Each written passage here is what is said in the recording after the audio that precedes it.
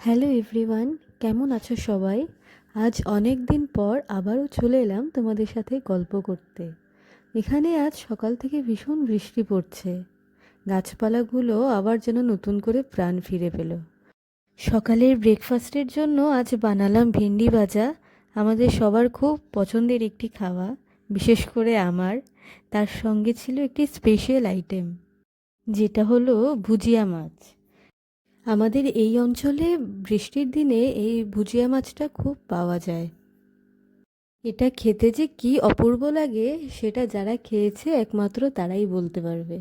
সঙ্গে আছে ডাল, পেঁয়াজ পাতা দিয়ে ডাল, আর তার সঙ্গে আছে ভাত। আজ আবার আমাদের দুপুরবেলা অর্ডারও আছে, তাই ব্রেকফাস্ট শেষ করেই শুরু হয়ে গেল প্রস্তুতি। বাজার থেকে নিয়ে এলাম বড় বড় সাইজের ট্যাংরা মাছ। সঙ্গে শীতলের চাটনি বানানোর জন্য কুচি করে কেটে রাখা আছে পেঁয়াজ আর রসুন। সঙ্গে আছে আলু ভাজা আর ডাল। সব মিলিয়ে পুরো সেটটাই যাবে আজকের অর্ডারে। তো আজকের ভিডিওটা এইটুকুই থাক। নেক্সট ভিডিওতে তোমাদের দেখাবো কি কি আইটেম বানানো হলো। আজকের জন্য টাটা।